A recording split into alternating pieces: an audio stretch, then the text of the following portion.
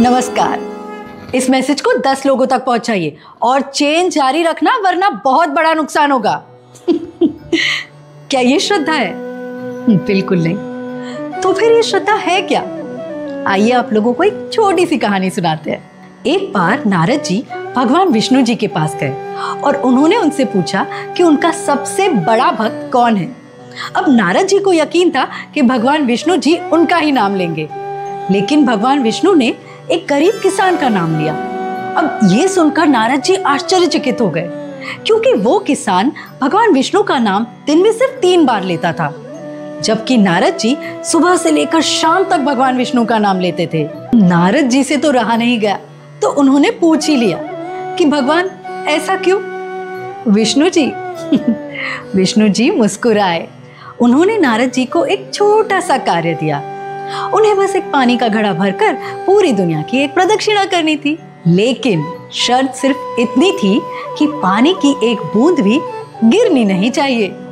नारद जी अपना कार्य सफलतापूर्वक पूरा करके पहुंच गए विष्णु जी के पास। विष्णु जी ने सिर्फ एक सवाल पूछा और नारद जी को अपनी गलती का एहसास हो गया। सवाल था कि प्रदक्षिणा करते वक्त नारद जी ने कितनी बार विष्णु जी को याद किया था।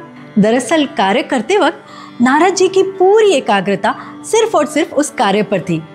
उस क्षण वो विष्णु जी को तो भूल ही गए थे, लेकिन वो गरीब किसान, वो सुबह शाम तो भगवान विष्णु का नाम लेता ही था, लेकिन अपने काम में व्यस्त होते हुए भी हर वक्त वो भगवान विष्णु को याद करता था।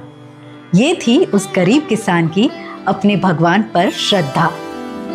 एक कथा और भी है। महाराष्ट्र के दंडिवना गांव में पुंडलिक नाम का एक कृष्ण भक्त रहता था, जिसका जीवन में केवल एक ही ध्येय था, अपने माता पिता की सेवा करना और भगवान कृष्ण की भक्ति में मग्न रहना।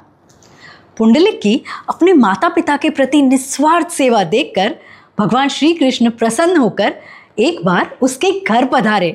अब जब भगवान उसके घर पहुंचे तो द्वार पर पहुंचकर उन्होंने पुंडलिक को आवाज लगाई, लेकिन उस वक्त पुंडलिक अपने माता पिता के पैर दबा रहा था और उनकी आंख बस लगी ही थी।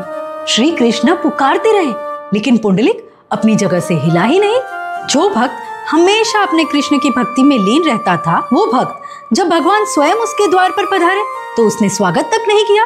भला ऐसा क्यों? दरअसल पुंडलिक अगर दरवाजा खोलने उठता तो उसके माता पिता की नींद खराब हो जाती, और ये वो कैसे होने देता? तो क्या उसे डर नहीं लगा कि भगवान उससे नाराज हो जाएंगे?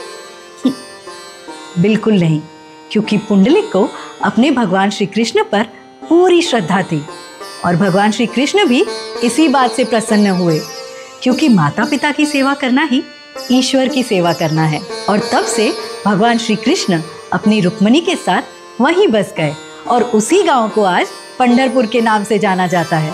ये तो हुई श्रद्धा की बात। तो फिर ये अंधश्रद्धा क्या है? ईश्वर का मार्ग बताना ये श्रद्धा है, और वो मैसेज 10 लोगों तक पहुंचाने वाली बात वो अंधश्रद्धा है। किसी का नुकसान करके या किसी की बलि चढ़ाकर कभी किसी का भला नहीं हुआ। ईश्वर पर आस्था रखना कि वो हमेशा हमारा भला ही करेंगे, ये श्रद्धा है। लेकिन अपने लालच या स्वार्थ में आकर कोई तंत्र मंत्र करना या विधि करना और ये मानना कि ईश्वर हमेशा हमारी इच्छा के अनुसार ही करेंगे, ये अंधश्रद्धा है। तो अपने जीवन में भगवान पर श्रद्धा रखिए और अंधश्रद्धा को निकाल फेंकिए। हम जैसे आपसे पॉजिटिव बातें शेयर कर रहे हैं, उस पॉजिटिविटी को आपको भी शेयर करना है। तो लाइक, सब्सक्राइब एंड शेयर। मिलते हैं अगले एपिसोड में। जय श्री कृष्ण।